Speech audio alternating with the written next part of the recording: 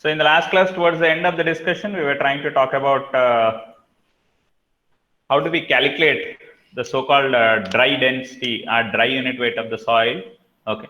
So in the process of discussion, we said whenever we are going to compact the soil, what would happen is the volume of voids occupied by air are getting decreased. So in the process, ultimately, I can also otherwise say that total volume of voids existing in the soil is decreasing. So if the volume of voids in the soil is decreasing, so it indicates that the void ratio of the soil is going to decrease.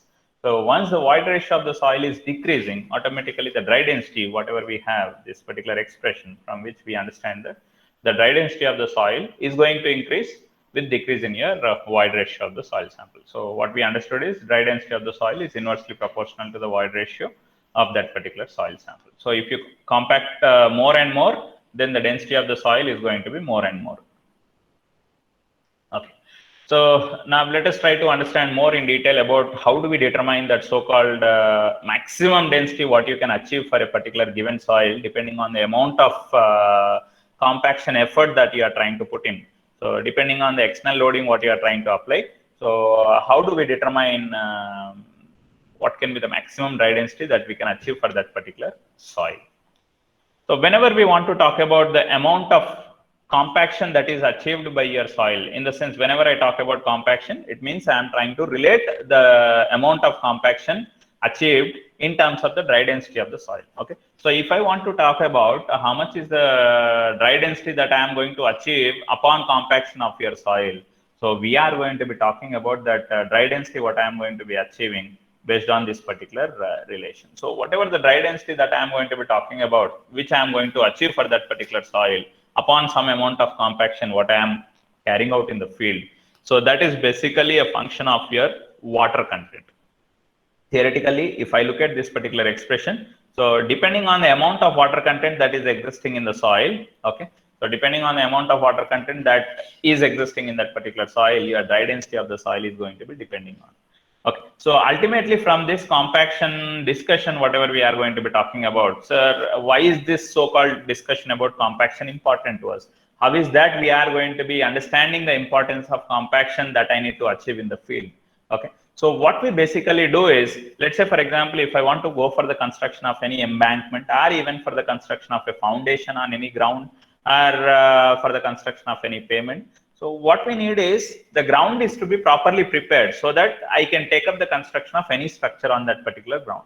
So in the process of preparing the ground according to your requirement, what does that your requirement mean? Okay, so I wanted my soil to have some maximum strength. So if I say some strength is your requirement, what you want to achieve in the field, so how do I achieve that particular strength? So I can achieve that particular strength by what is called as your proper compaction. Now, how much amount of compaction that I have to achieve in the field? How do I know that? So for that, what we try to do is we carry out some lab tests in the lab. From that particular lab test, we try to determine what could be the maximum strength that you can achieve or what could be the maximum dry density that you can achieve for that particular soil.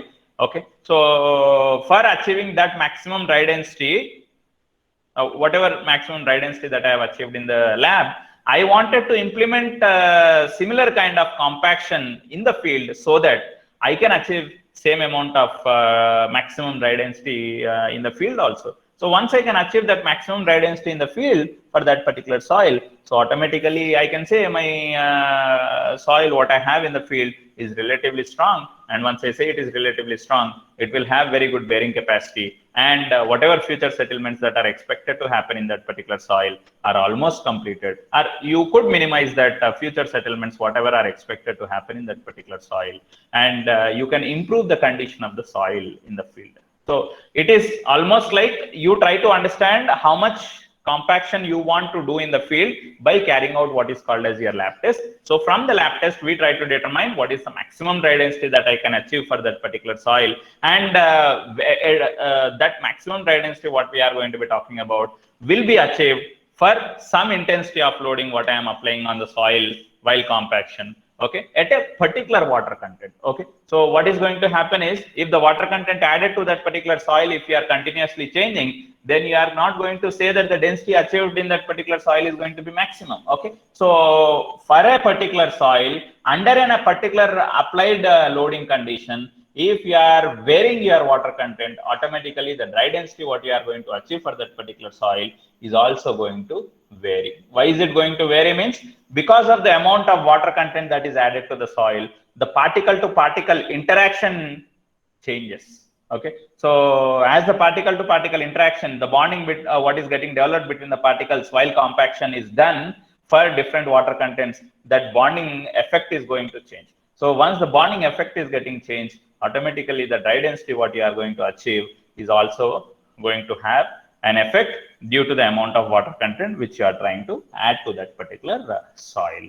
Okay, so we'll try to understand all of that in detail. So in order to achieve your target strength in the field, so first we try to determine how much is that maximum dry density I can achieve for that particular soil in the lab, and based on that we try to go on to implement to achieve the similar kind of density whatever you have got in the lab for that particular soil. So that much amount of density we try to achieve it in the field so that you can go for any kind of construction on that particular soil. It could be your embankment. While construction of embankment also, one layer of soil you will be placing and you will be compacting it. Next layer of soil strata you will be placing and you will be compacting that particular soil layer.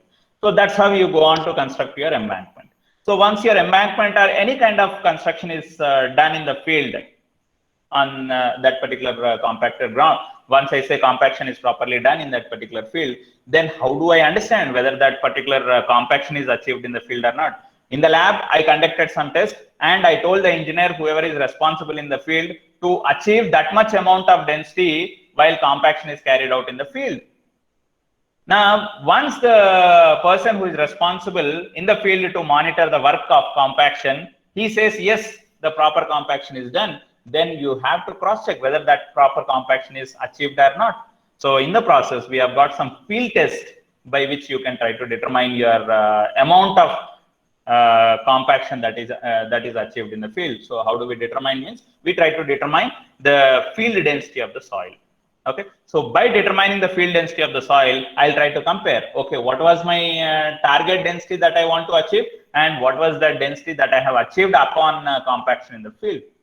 Okay, and then we'll try to calculate what is called as a relative compaction that you have achieved in the field. How much was your target and how much was that you have achieved. Okay, that's all in length we are going to be talking about in this complete compaction topic. So let's go ahead in understanding in detail about point by point whatever I have listed. The compaction which we are going to be talking about, the compaction here we are going to determine the maximum dry density by plotting what is called as a variation between dry density and the water content. So because of the effect of water content, we'll try to understand how is your dry density in the particular soil getting varied.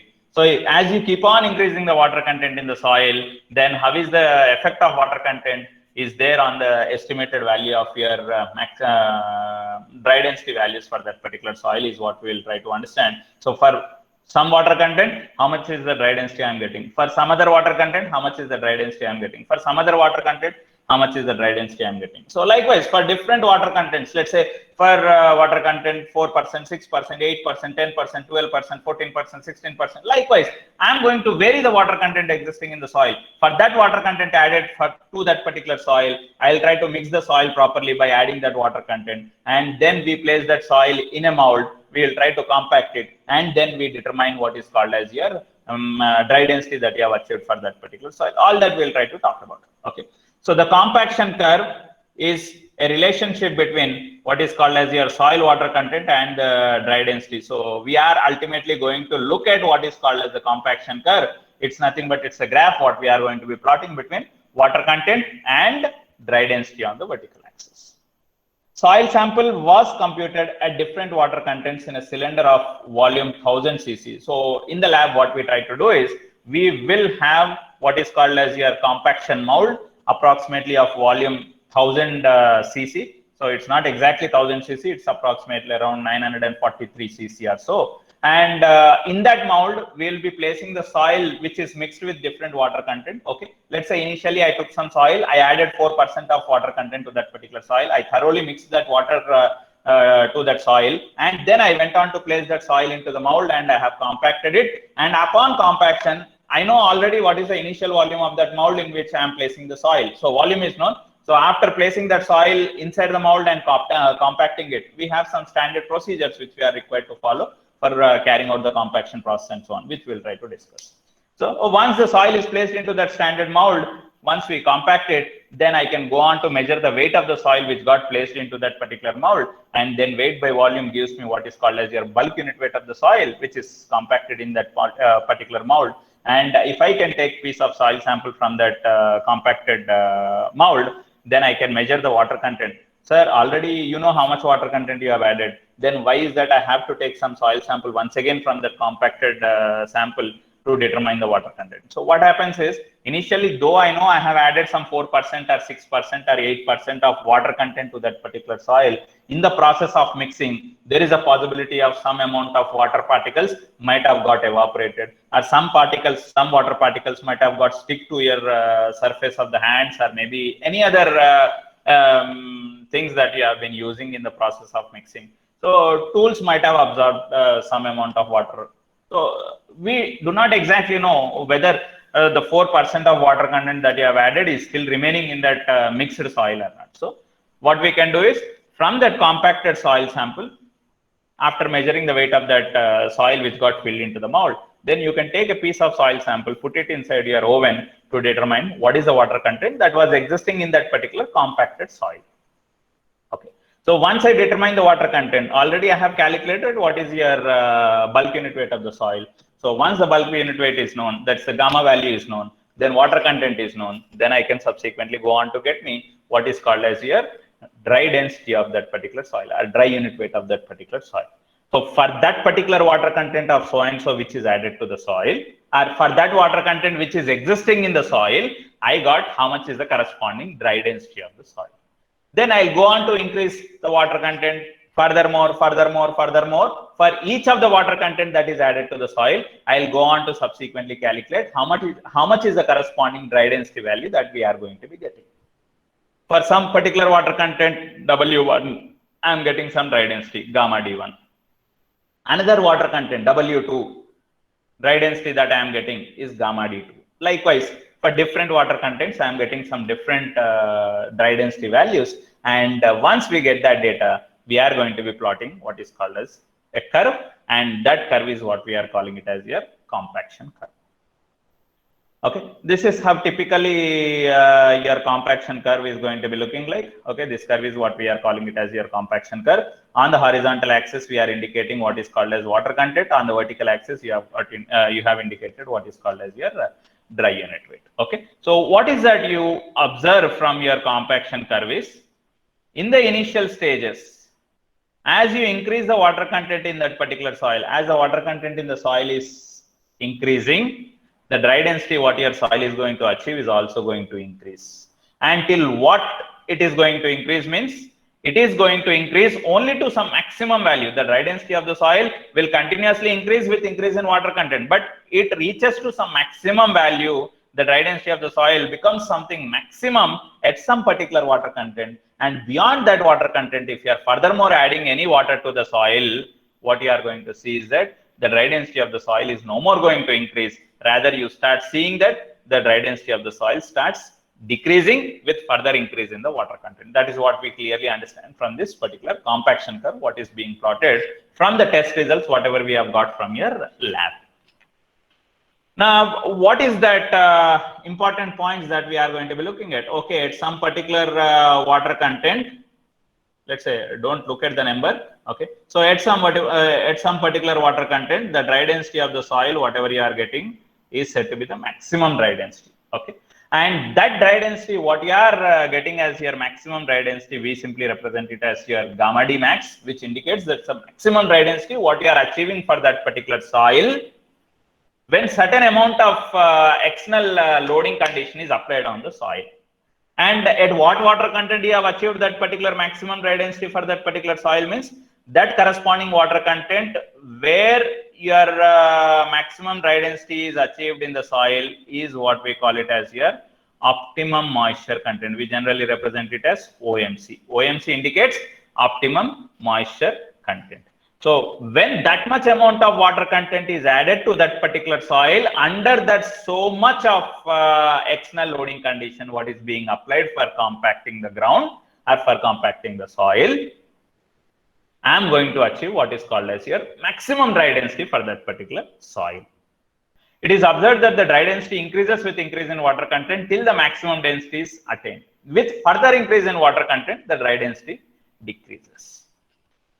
Yeah, so I have mentioned certain terms which I have called it as OMC. What does OMC refers to? That's nothing but we call it as your optimum moisture content. So what does this optimum moisture content means? So it's nothing but the water content corresponding to maximum dry density. So at whichever water content you are going to achieve what is called as your maximum dry density in that particular soil, that respective water content is what we are calling it as optimum moisture content.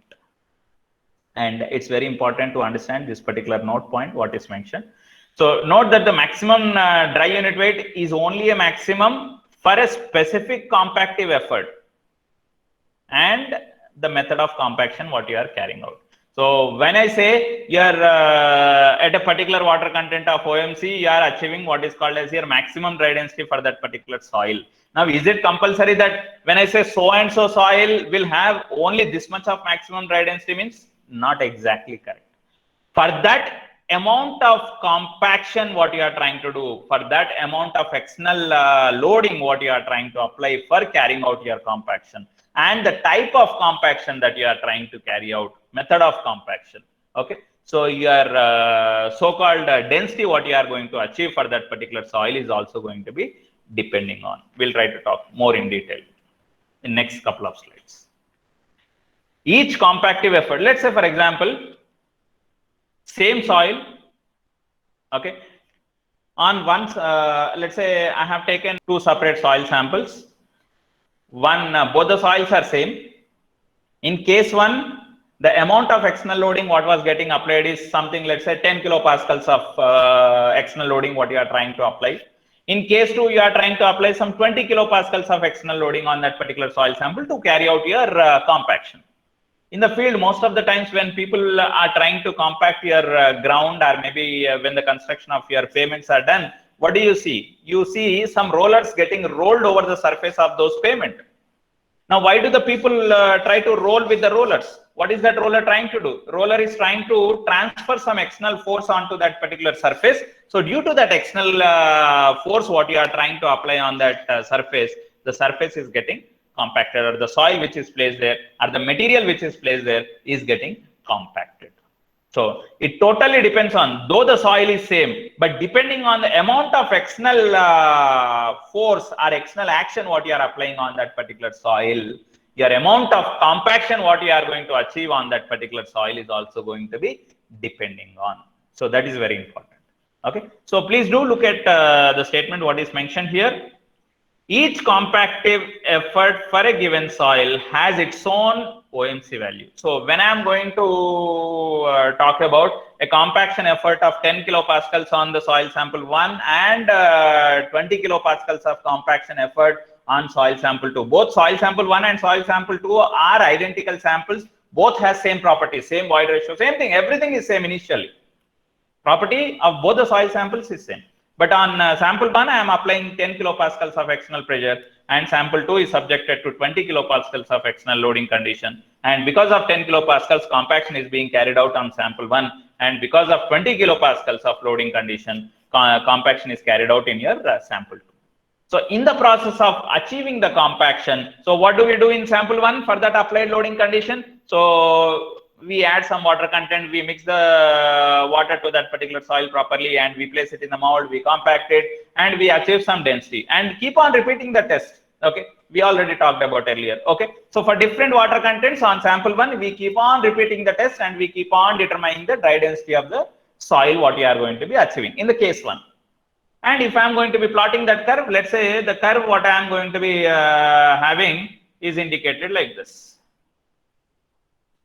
Let's say this is a curve what I am going to be achieving for, I am roughly mentioning, let's say this is for 20 kilopascals pressure, And this curve, I'm just randomly giving some numbers. Don't blindly go, okay, this curve has to be for 10 kilopascals or 20 kilopascals pressure.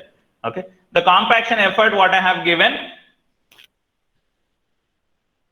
here is 20 kilopascal. Here is your 10 kilopascal. So when I gave 10 kilopascals of loading condition on the soil sample, it is obviously understood that if less amount of compaction effort is applied, automatically the amount of compaction what you are achieving is also relatively less. In case to what I said, you are applying more amount of pressure, so automatically the amount of compaction what you are going to be achieving, if more loading is applied, what would happen? More reduction in volume of air will take place, which indicates more reduction in volume of voids. If more reduction in volume of voids is there, the void ratio is further decreasing when compared to that of case 1. If void ratio is further decreasing, automatically the dry density of the soil is further increasing because of the increase in your compaction effort what you are trying to apply there. Okay. So in the process, when you are trying to carry out the test for sample 1 and sample 2, and if I am going to plot how is your dry density or dry unit weight of that soil is varying with the water content for sample 1 and sample 2, then what I have is I have got one compaction curve like this. Okay. And this is the other compaction curve what we have got. And from these compaction curves, by looking at your compaction curves, what we can try to find out?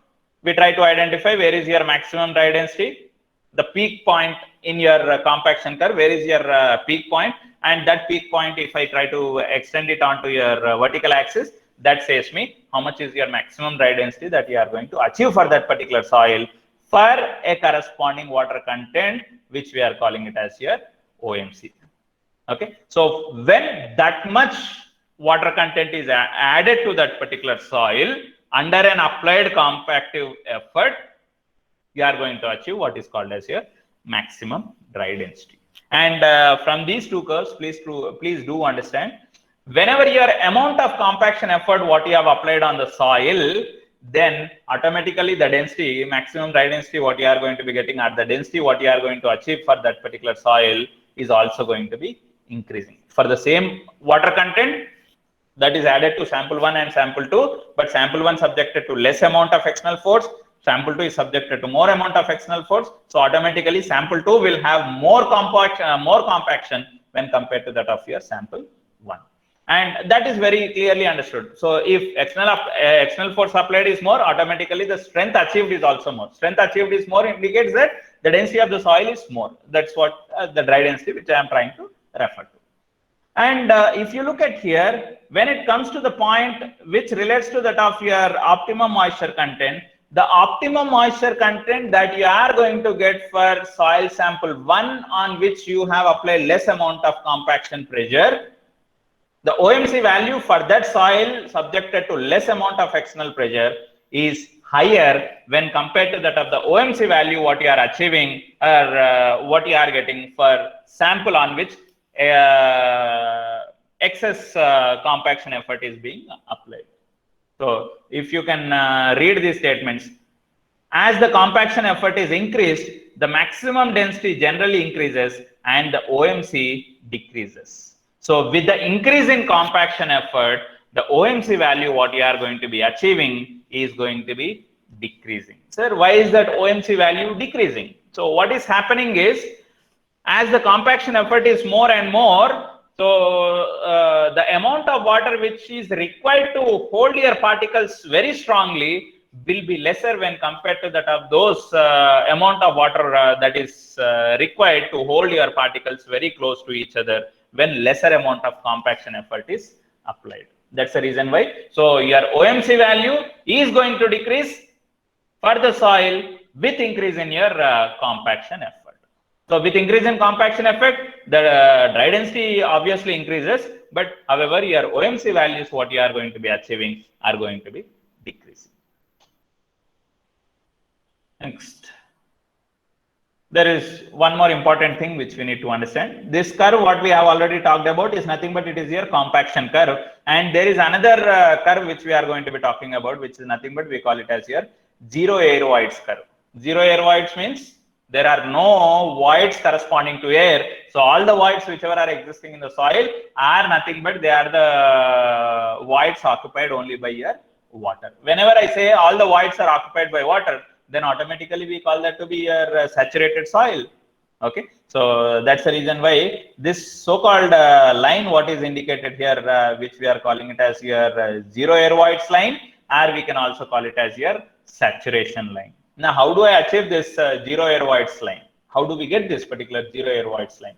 If you can recall from the basic fundamental relations, what we have derived, we said gamma D is nothing but GS into gamma W by 1 plus E. I repeat, gamma D is nothing but GS into gamma W. So numerator is what you could see there, divided by 1 plus E, where E is nothing but void ratio. Okay, and whenever we said the soil is fully saturated, what does this word fully saturated mean? All the voids are filled by water. So whenever all the voids are filled by water, then we can simply write your expression for void ratio. E is equal to, go back to the same basic fundamentals, where we said E is nothing but it is equal to W into GS by SR, where SR is nothing but degree of saturation. If all the voids are filled by water, degree of saturation is equal to 1. So automatically I can say E is nothing but it is equal to W into GS. Okay, so for different water contents, now look at this curve. How did we get this curve?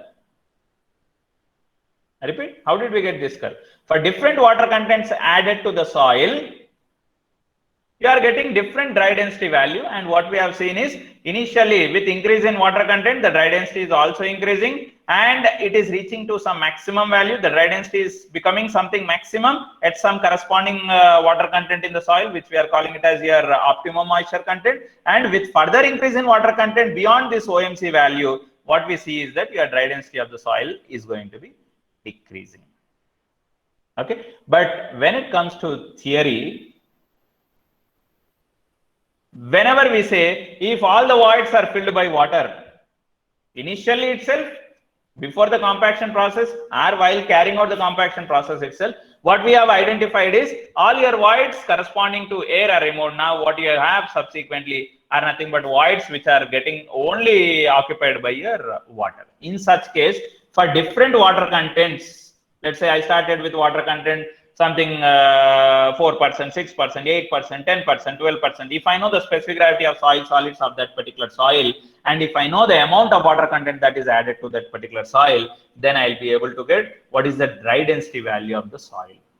Okay, so for different water contents added to the soil, I'll be getting different dry density value. And if that particular data, if it is plotted, then you'll be getting a line like this. Okay, whereas this line is particularly what is called as your zero air voids line, or we can also call it as your saturation line. So there is a difference between this compaction curve and the zero air voids line. Compaction curve relates to that of, I repeat, compaction curve refers to that of what is called as you are removing the air voids from the soil. But here in a case, if we are trying to discuss the relation that if the degree of saturation in that particular soil is equal to 100%, then for different water contents added to the soil, which is ensuring that your soil is fully saturated, then you are going to get some line like this, which we are calling it as your zero air voids line. Okay, so zero air voids line referring to that of 100% degree of saturation. Sir, is it compulsory that always I have to have 100% degree of saturation? No, you might even plot such kind of lines again with a degree of saturation corresponding to maybe 95%, 90%, 80%, and so on. In such cases, this is one zero air voids line. This is another line corresponding to some other degree of saturation. This might be for 100% degree of saturation, and this might be for some other degree of saturation. Okay, this line could be for some other degree of saturation. This could be for some other degree of saturation. But however, all these lines which we are going to be getting are going to be parallel to each other. I repeat, they are going to be parallel to each other. Okay, next, there is another word which will be coming across, what is called as line of optimums. Okay, so what is this optimums mean? So already we have seen in our earlier discussions, we have come across with what is called as OMC, which we said optimum moisture content. So depending on the amount of compaction effort that is applied, so you will have different optimum moisture contents for different amount of compaction efforts that you have applied. Let's say, for example, I have 3 samples on which 3 different compaction efforts are given. Then the sample 1, which is subjected to lesser compaction effort, will have higher OMC value when compared to that of the sample 2, which is subjected to some higher compaction effort, which certainly has lesser OMC value, and sample 3, which is subjected to further higher compaction effort, will have OMC which is further less. Okay, these are your 3 compaction curves which you are getting for 3 different soil samples, and in each of the case you have the peak point of your curve, and if those peak points, whatever I have got from your compaction curves, if I am trying to join all these peak points by means of a line, then we call that particular line as nothing but line of optimums. So line of optimums is nothing but it is the line joining all your maximum dry density points. I repeat, it is nothing but it's a line joining the maximum dry density points that you have got for your compaction curves. So where are you getting your maximum dry densities? Maximum dry density I am going to be exactly getting, or more or less getting, at what is called as your optimum moisture contents. Okay, so corresponding to the optimum moisture content points in your compaction curve, if all those peak points are joined by means of a line, then that line is what we call it as your line of optimums, and that particular line of optimums comes out to be parallel to that of your zero air voids line. Okay, now let us understand what are the various factors that are affecting your amount of compaction what you are trying to carry out. Okay, so what are the various factors that could affect your compaction that you are trying to carry? So one is, yes, the water content plays a major role in defining the amount of compaction or in defining the amount of density that you are dry density that you are achieving in that particular soil. And next is the amount of compaction that you are trying to carry out. Okay. Next is the type of soil which you are trying to compact, whether it is a clay soil, whether it is a silty soil, whether it is a silty sand. So what type of soil is it? Okay, whether that particular soil has got only rounded particles, whether the soil has got partly rounded and partly angular particles, whether the soil has got only angular particles. So depending on the type of soil what you are trying to talk about, so your so-called compaction is also getting affected. Next is the amount of compacting effort. That's nothing but the amount of compacting energy that you are applying on top of the soil to carry out your compaction is also going to have an effect on compaction. So if I apply more energy, more compaction is achieved. If I apply less energy, less compaction is achieved. And the method of compaction. Whether method of compaction means whether you are using what is called as roller, whether you are using what is called as your rubber tire machinery, or whether you are using various other machinery. So depending on what type of machinery you are using in the field to carry out your compaction, so the amount of compaction what you are going to achieve is also going to be depending on. Next is thickness of layer, thickness of how much thickness of soil layer you are trying to compact. Okay, so let's say for example I want to construct an embankment of height 10 meters. So if I want to construct an embankment of height 10 meters, if I place the soil completely of 10 meters height and if I try to compact it, I cannot get what is called as a proper compaction for the complete 10 meters height of the soil strata.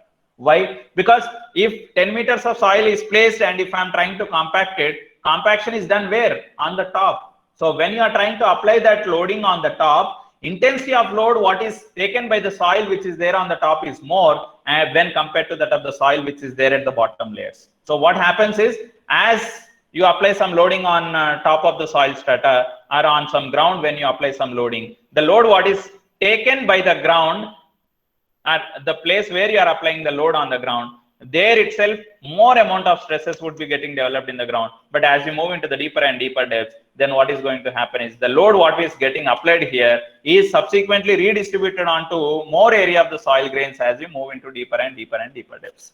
So in the process, the intensity of stress what is carried onto soil which is there here, soil which is there here, which is there here, which is there here, the intensity of stress carried by the soil at different depths is not going to be same. So as you move into the deeper depths, the amount of stress which is getting induced in different depths of the soil strata, is continuously decreasing.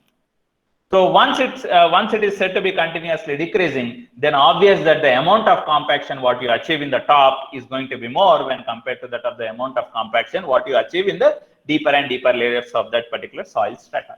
So that's the reason why we are not going to carry out the compaction directly by placing the complete soil strata to whatever height you want to construct your embankment. Rather, what we try to do is we try to place your soil in the form of layers.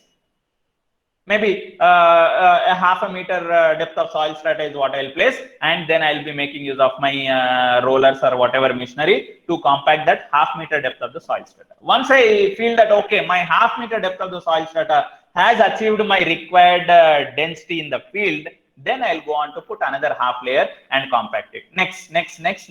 I'll be continuing this process until I achieve my required height of construction of the embankment. So that's the reason why we say if thickness of the layer what you are trying to carry out, if the thickness is more in which you are directly carrying out the compaction, then amount of compaction what you achieve in that particular higher thickness layer is less when compared to that of placing the same depth of the soil layer in form of number of layers, and if you are trying to compact, you are going to achieve more compaction for that particular soil. Next is saturation line. So saturation line means depending on the amount of saturation what you have in that particular soil, whether the soil has got 100% saturation, 70% saturation, 50% saturation, depending on the amount of saturation that particular soil has got, then your the so-called compaction what you are going to achieve in that particular soil is also going to be different. And next is admixtures. So depending on that type of admixtures, a type of minerals that are present in that particular soil which is being compacted, your so-called density what you are going to achieve is also going to be depending on. Let's say there are some type of admixtures which are added to the soil. Let's say, for example, if lime is added to that particular soil which you are trying to compact, what does that lime, or let's say some cement particles are added, cementitious material particles are added to that particular soil what you are trying to compact, then what would happen is that lime or cement, when it comes in contact with the water particle, so those lime particles will strongly bond your soil grains together and certainly causes or certainly induces what is called as more amount of compaction which can be done, and automatically the strength of that particular compacted soil is going to be relatively very high due to the amount of admixtures or due to the type of the admixtures which are added to that particular soil which is being compacted. And next is stone content. Stone content is nothing but it is your quarry dust or some other material.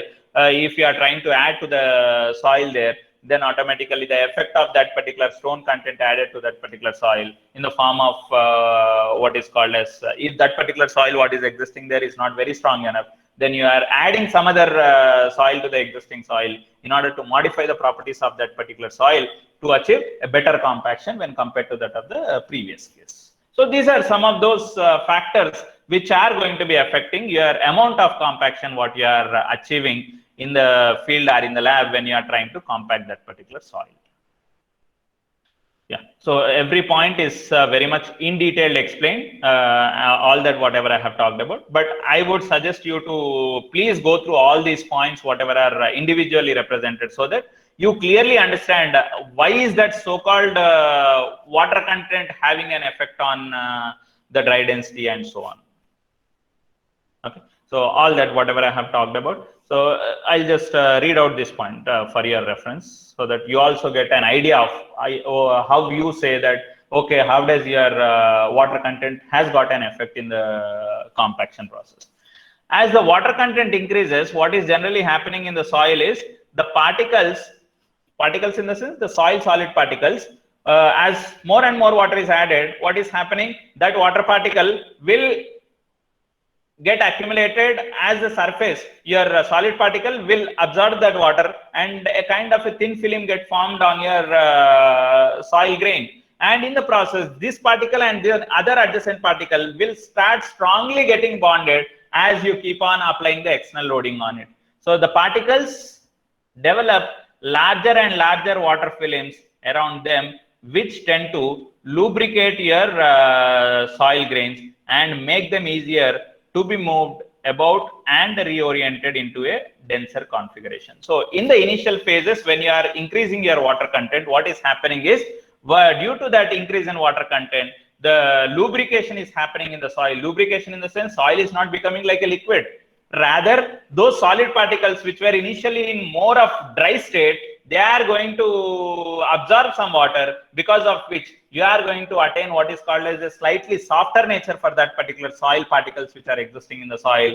Once you attain what is called as a softer nature for that particular soil grain, so it is easy for soil grains to mold due to the applied external loading. So the soil grains will find the path easily to move into all the voids which are available, and they can reorient or readjust themselves, so that the particles can be very closely packed to each other because of the applied external loading.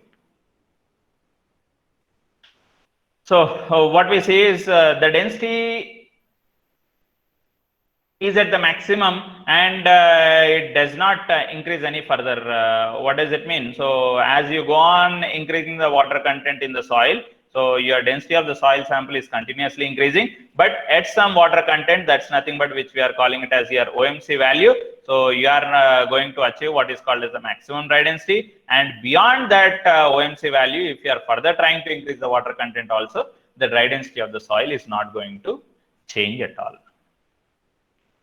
And water content, if that's what I said, if you are further increasing the water content beyond your OMC value, then what is going to happen is, why is that we are saying the dry density of the soil is decreasing beyond the, if the water content added to the soil is beyond your OMC value? There are three cases: water content less than that of OMC, water content corresponding to OMC, water content greater than your OMC. If the water content added to the soil which is less than OMC, then the dry density of the soil is continuously increasing.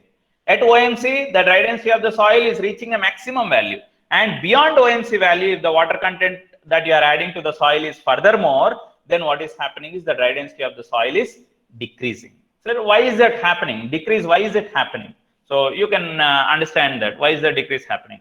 Water starts to replace soil particles that are existing in the mold, and the dry unit weight starts to decrease. So if more amount of water is getting added to the soil, then within a 1000 cc volume of the mold in which you are trying to carry out your compaction, or within that particular volume of the soil, if more amount of water is being injected into that particular soil, automatically what happens? The total, let's say for example, the volume of the soil at OMC is something 1200 cc. And to that, if I have added some 10 more ml of water, what would happen? The total volume of the soil now is becoming 1210 cc. So in the process of accumulating only some 1000 cc volume of soil into the mold, then automatically the remaining portion of solid particles extra are to be removed out.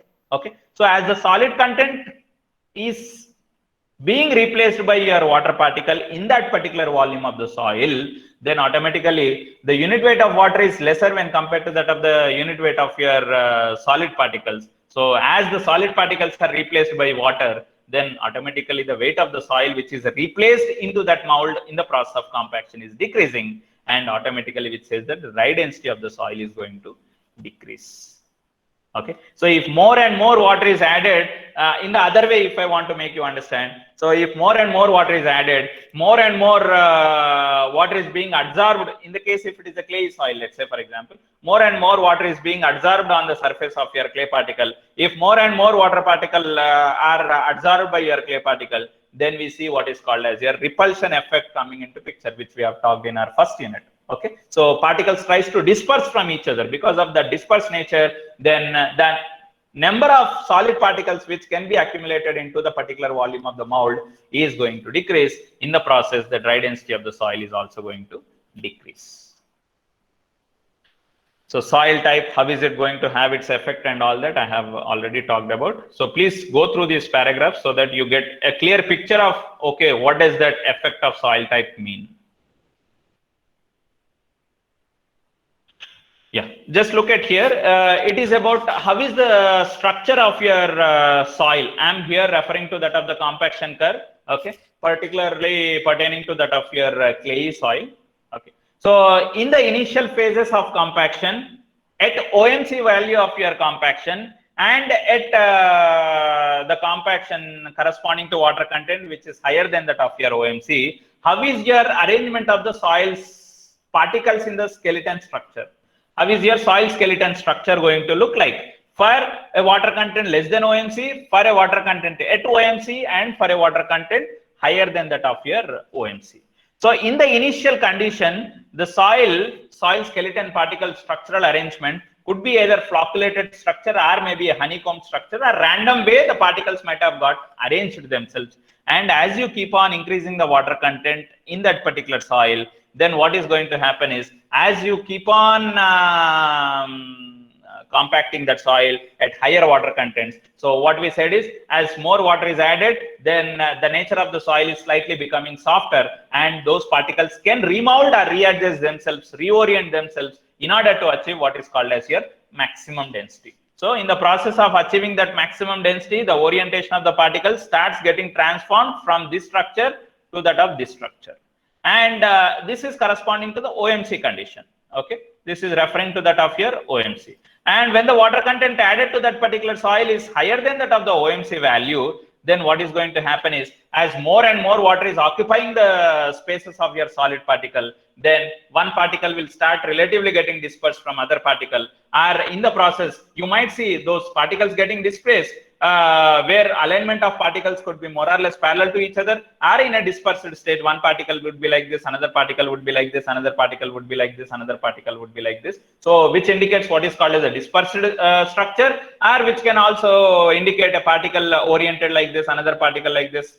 All the particles are parallel in orientation form.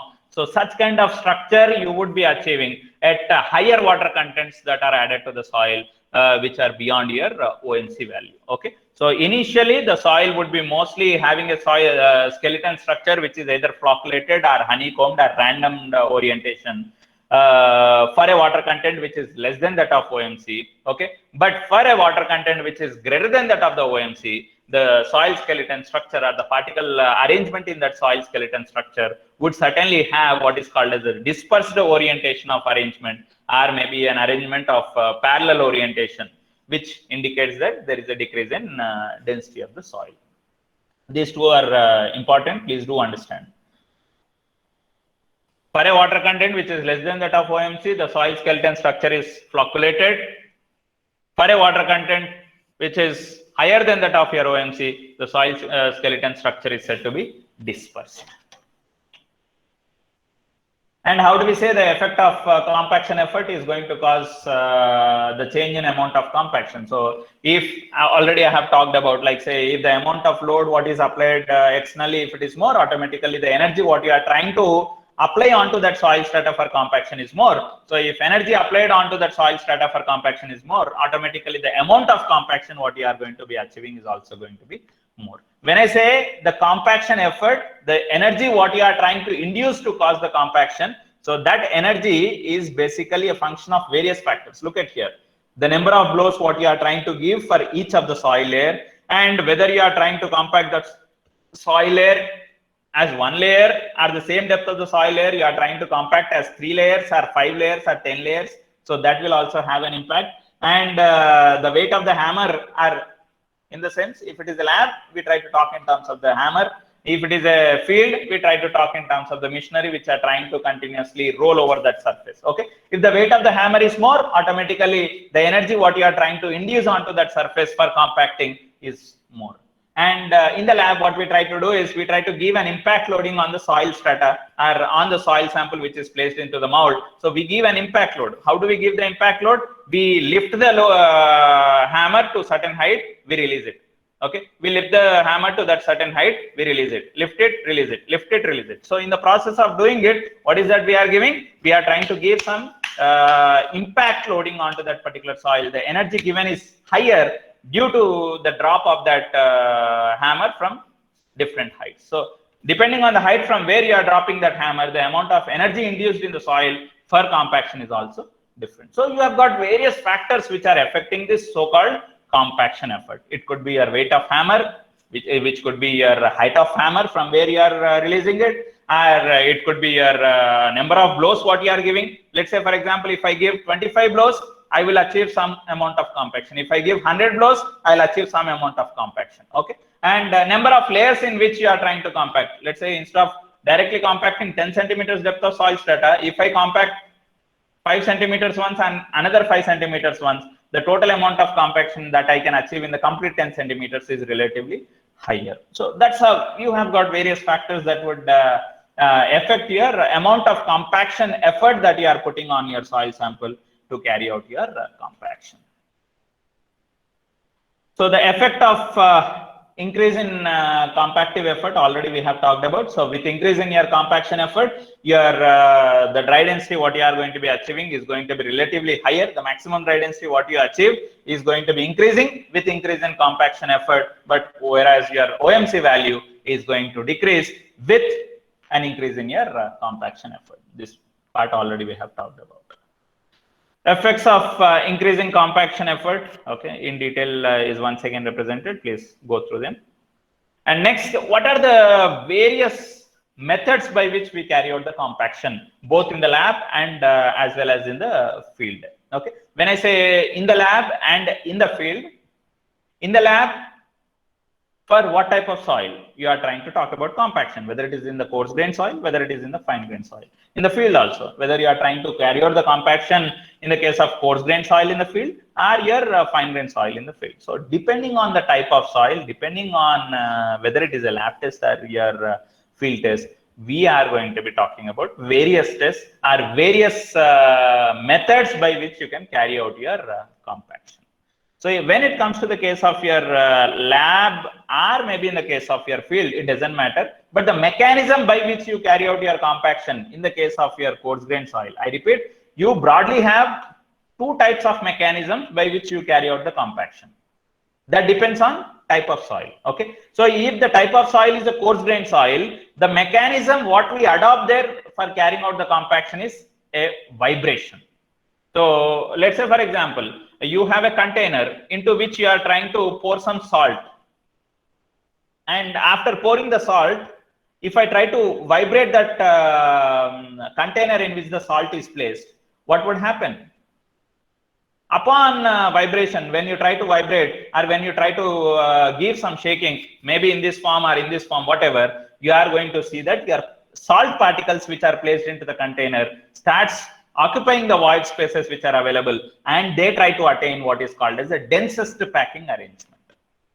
Okay, so that is applicable even in the case of the coarse grain soils when you are trying to talk about compaction with respect to lab test or with respect to that of your field test. So the common is vibration.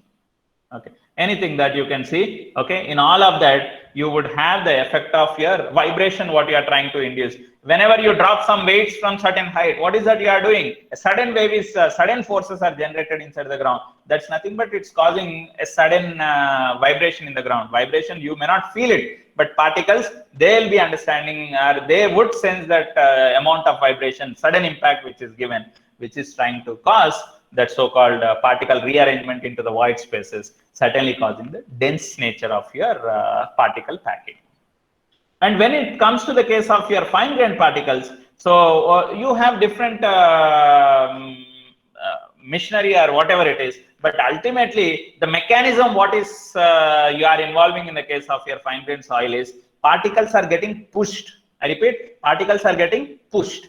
Okay, so you try to push those particles in the case of your fine grained soils by applying some external loading condition, maybe by dropping some weights from certain height, or by what is called as a kneading action. Kneading action in the sense you will have a kind of a roller with some projected cross section. Okay, I'll show you some images where you will get a clear clarity of what I am talking about. Okay, roller will have some projections. When the roller is trying to roll, due to the projected area whatever is available, that projected area pushes the particles deeper further, so that the compaction is achieved in that particular soil. So by means of what is called as kneading action, by pushing action, you try to carry out your compaction in the case of fine grained soil.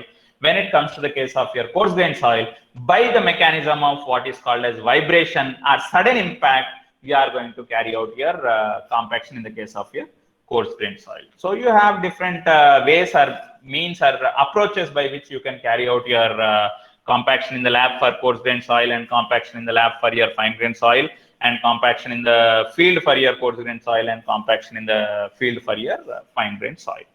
So ultimately, the mechanism by which we are trying to carry out the compaction in the case of your coarse grained soil is vibration, and the mechanism by which we are carrying out your compaction in the fine grained soil is generally kneading action. Kneading means pushing action.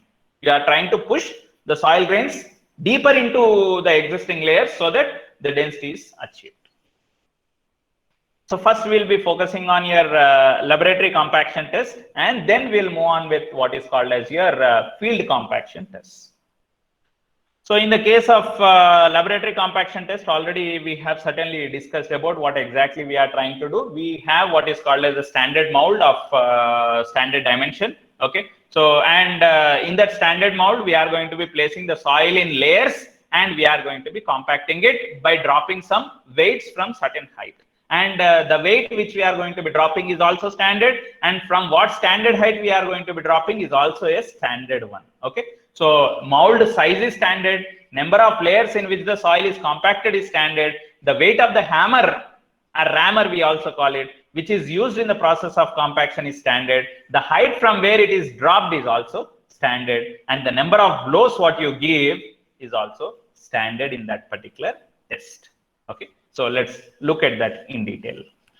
Laboratory compaction test provides the basis for determining the percent compaction and molding water content needed to achieve the required engineering properties, and for controlling construction to assure that the required compaction and water contents are achieved. So what is the purpose of carrying out your laboratory compaction means?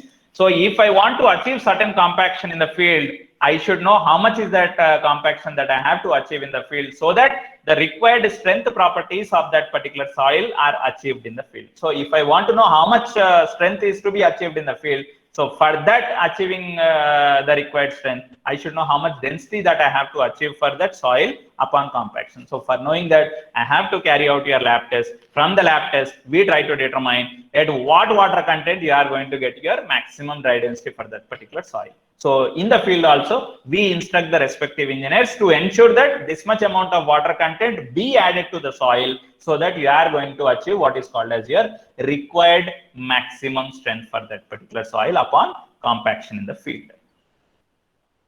The aim of the test is to establish the maximum dry density, maximum dry unit weight that may be attained for a given soil with a standard amount of compaction effort. So for a standard amount of compaction effort, what you are trying to apply, you are going to determine what could be your maximum dry density that you are going to be achieving for that particular soil. So how are we going to achieve? So for that particular soil, we are going to add different water contents, and for that different water content, you get different dry density values, and we try to plot a graph between water content versus different dry density values what you have attained for different water contents. So from that curve, which we are calling it as compaction curve, we try to determine what is called as your maximum dry density value for a corresponding water content, which we are calling it as your OMC value. So this laboratory test which we are going to be talking about is basically a model which is developed by a person called as Proctor. Okay. So that's the reason why we call this compaction test as your Proctor test. Okay. Proctor is the person who has developed this mechanism of carrying out the compaction in the case of your fine grained soil.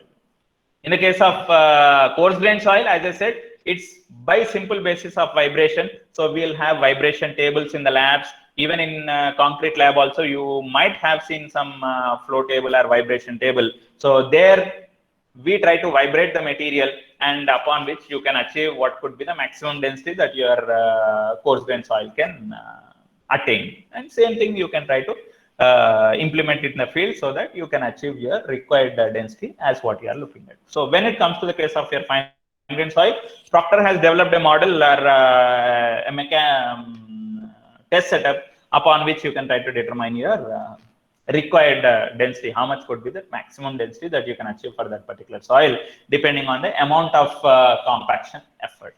Okay, as I said, the amount of compaction effort what we are applying is a standard value. Okay, so here in the initial stages, Proctor talked about certain standard approach by which we carry out the compaction in the lab. Then later on, people understood that that particular amount of compaction, what you are trying to apply in that test may not be sufficient enough. When you are trying to understand how the compaction is to be done with regard to your runways and with respect to that of your highways and expressways construction. So the amount of compaction what is required to be achieved in the construction of runways or maybe highways or expressways construction, the amount of compaction required is more because you have heavier vehicles going at a very high rate of speeds there. Okay, so there the strength should be more. Okay, that's the reason why people went on to understand that the standard method what is given by Proctor is not just sufficient enough. Then they went on to have what is called as a modified approach to that particular Proctor method. So based on that modified Proctor method, earlier was standard Proctor method, then modified version came into picture, which we call it as your modified Proctor test. And based on that modified Proctor test, we carry out the compaction. In some cases, let's say for example, for if my purpose of carrying out that lab test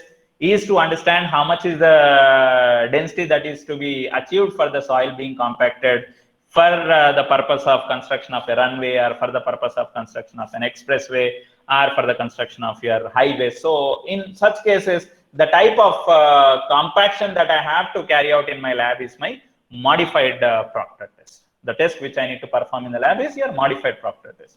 But for typical common purposes where you don't require very high amount of compaction effort to be induced to get your maximum dry density. So there we go on for what is called as a basic compaction test, which was proposed by Proctor, which we call it as your standard Proctor test. The Proctor test, the Proctor test is an impact solution. You are applying some impact loading on the soil sample to cause the compaction in the soil. Okay, so what we are trying to do, how is that we are giving that impact? So a hammer is dropped several times on a soil sample, which is there in a mold.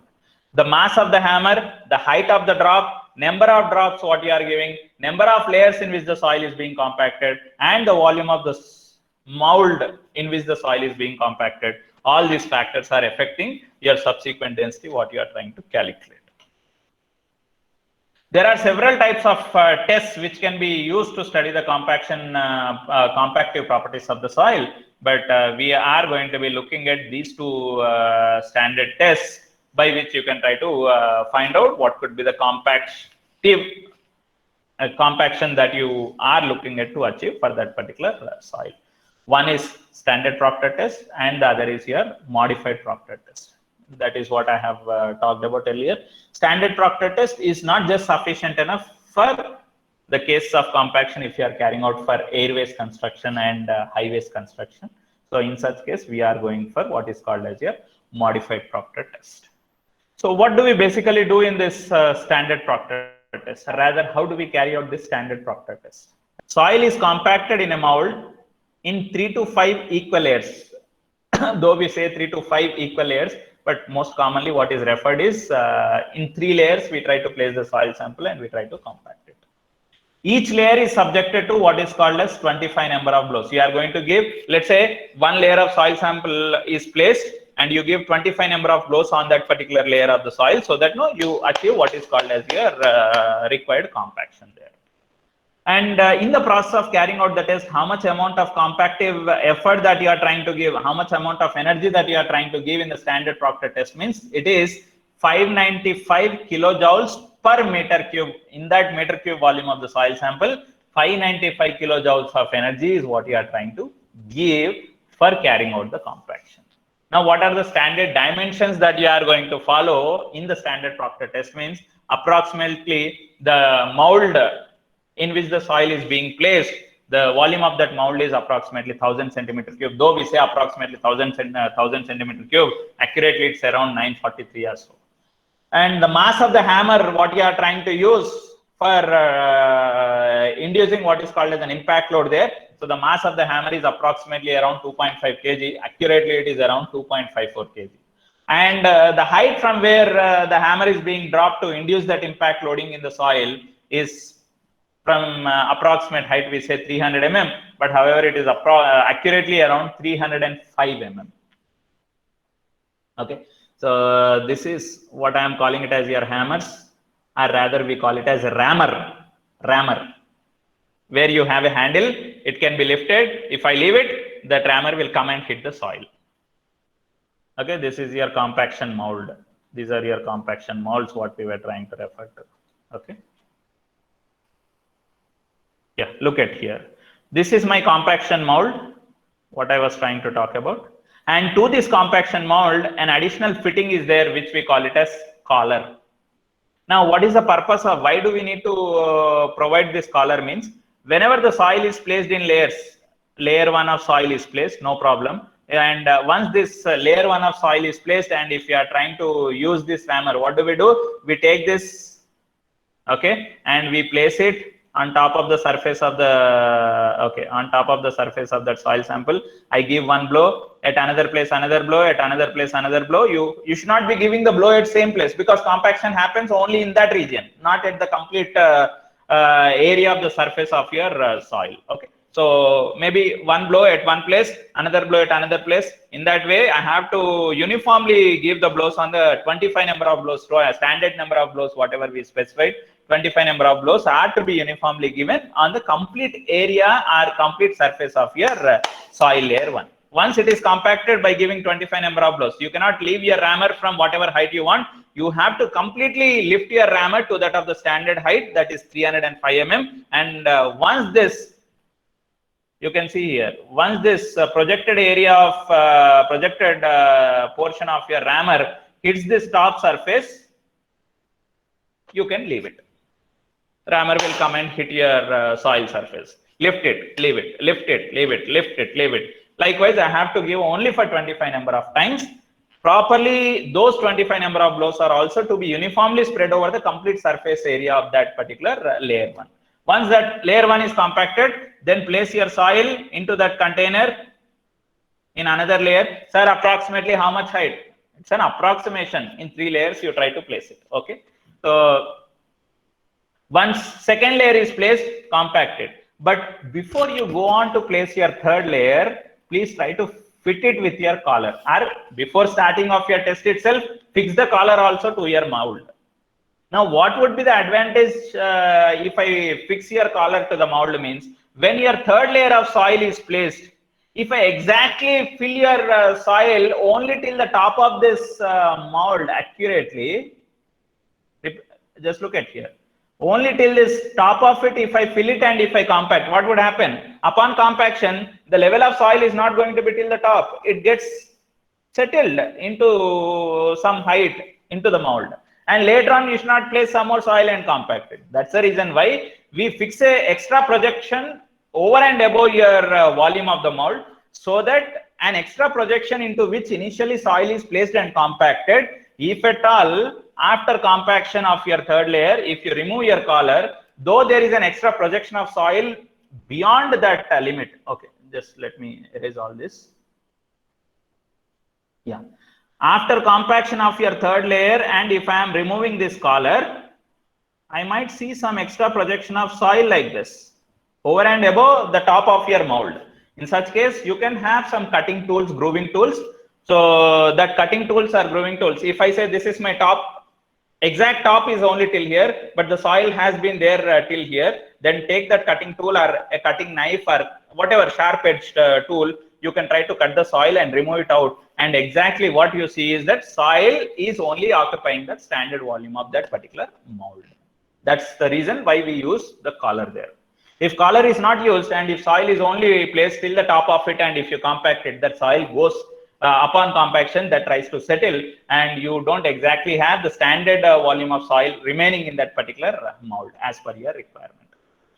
Yeah. So the Proctor established that the Proctor established that the compaction is basically a function of your 4 variables. Okay. Whatever the amount of compaction that you are going to be achieving in that particular soil which you are trying to compact. So it's going to be basically a function of 4 variables. One is dry density. Depending on the dry density value, the amount of compaction what you are achieving is going to be depending on water content. If water content added is so and so, we say the corresponding density is so and so. And for this density, we can say the strength is less or more or medium or moderate or whatever. And depending on the compaction effort what you are trying to put in, the amount of compaction what you are achieving is depending on, and depending on the type of soil in which you are carrying out your compaction is also going to affect your compaction. So the procedure, how we carry out your compaction test, that's a standard Proctor test. How do we do it in the lab? The soil is mixed with varying amounts of water to achieve different water contents. Several samples of the same soil, understand, several samples of the same soil, in the sense, first initially I take some soil, I add some water to it, thoroughly mix it, compact it, determine your corresponding soil weight which got compacted into that known volume of the mold, and then go on to measure how much is the water content exactly is there in that particular compacted soil. So for that water content existing in that compacted soil, you achieve what is called as the dry density for that soil. Once that is done, remove that complete soil. Don't take another fresh soil. To that soil only add some more water. Mix it, carry out the test, get the data what you wanted from the test. Remove the soil, add some more water, mix it, and repeat the same process of test so that you get a proper compaction curve. So what is that you should see is, you have to understand that as you keep on increasing the water content, the pattern of the curve what you will be getting is, as you keep on increasing the water content, the dry density value increases, and beyond some water content, the dry density value continuously decreases. So whenever you see that the water that the dry density what you are going to achieve for the soil is continuously decreasing, don't simply stop the test, repeat the test for some other higher water contents also. Why? Because sometimes there could be an issue in performing the test. You might have not accurately performed the test, so there the result what you might have obtained may not be accurately correct.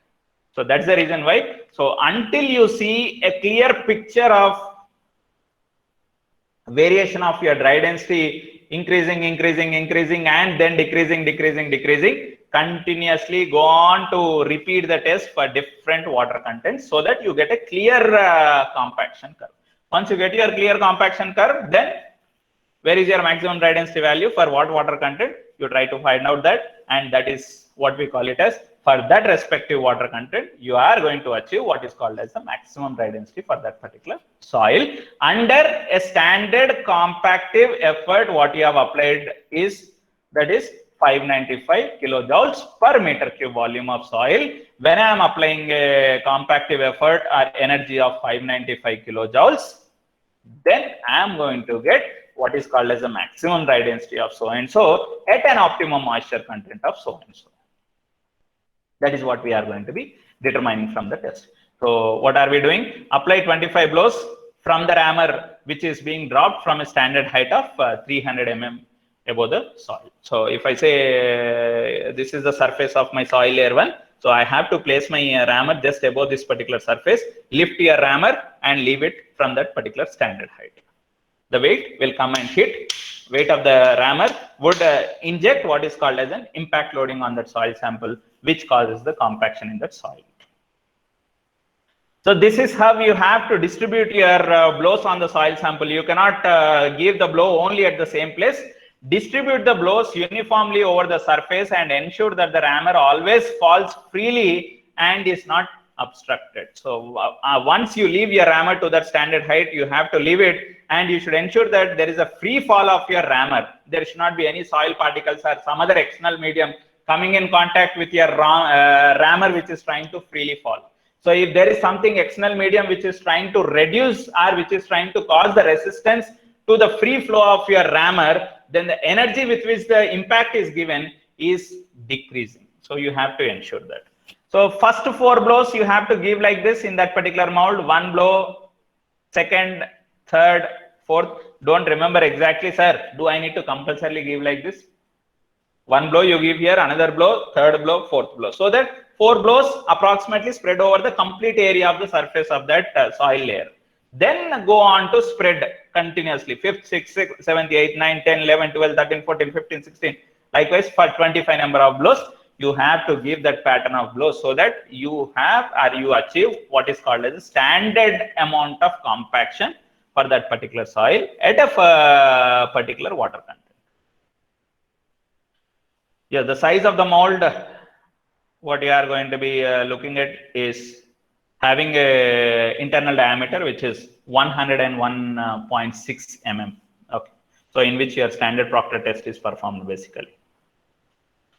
Yeah, test procedure. The soil in mold will be divided into 3 layers. So we place layer 1, compact it for 25 number of blows by freely falling mechanism of your rammer, which is of standard weight. The rammer weight is 2.5 kg is what we say, 2.54 kg standard. Each layer is compacted for 25 number of times. Place a second quantity of moist soil in the mold such that when compacted, it occupies a little over 2/3 of the height of the mold body. So second layer, you place it. Okay, it should not be exactly to the 2/3 height of the soil sample, slightly over 2/3 height of the soil mold, 2/3 height of your mold. So that upon compaction, you achieve what is called as somewhere around 2/3 height after compaction. Likewise, third layer you place it and compact it. And once your 3 layers are compacted, then once you ensure the extra projection of the soil is cut and so on, then you are going to measure the weight of the soil which got occupied into that mold. Initial weight of the mold you can take, and then after filling it with the soil which is compacted in 3 layers, you can measure the weight. So remove the initial weight of the mold, then you will be getting the weight of soil which got occupied into that known volume of the mold. You will be knowing. So weight by volume gives you what is called as your bulk unit weight of that soil. Once the bulk unit weight is known, and take that some piece of water, some piece of soil sample for determining the water content existing in that soil which is compacted. So after oven drying process is complete, you will be getting the water content existing in the soil. Already you have measured the bulk unit weight of the soil. Then you can go on to determine what is the dry density or dry unit weight of the soil. So this you have to repeat it until you get a proper compaction curve as what we have discussed earlier. Okay, so from the standard Proctor test, we'll be plotting the data, whatever you get, and which we are calling it as your compaction curve.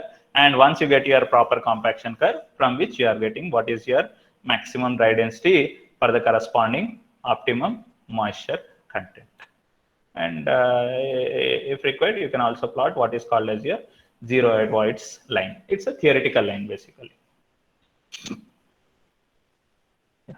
So the specifications, whatever we follow in the case of your standard Proctor test based on ASTM testing conditions. Okay, so we have 3 different methods. Even in the case of the standard Proctor test also, you have got 3 different approaches depending on the type of soil or suitability of soil condition. Method A, method B, and method C.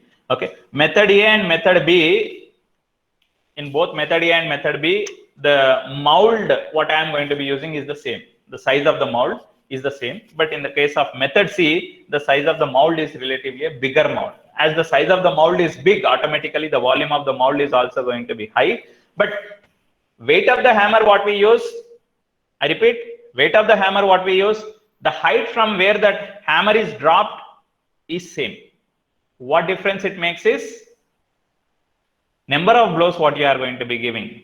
Why number of blows are more in the case of larger mold? Because the surface area is more, as area what is spread over is more inside the mold. So automatically number of blows which are required to be given to achieve that uniform compaction in a standard way. So that number of blows are not 25, rather they are 56. Okay, understand the difference. If the volume is approximately your 943 centimeter cube, we give 25 number of blows. If the volume is approximately around 2124 centimeter cube, number of blows are 56. Still, we go on to go for 3 number of layers compaction only. So irrespective whether you use smaller mold or a bigger mold, the amount of compaction that you are going to achieve is going to be the same. That's nothing but 591.3 kilonewton meter per meter cube volume of the soil.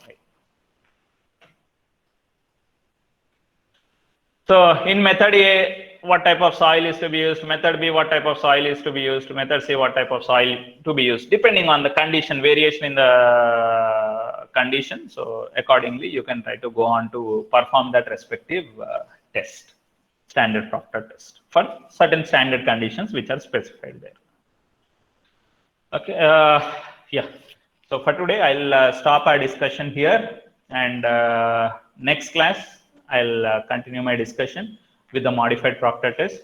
See, modified Proctor test is nothing different from that of your standard Proctor test. More or less both are same, but only thing is that compaction effort that you are giving in that particular test is getting changed. Okay.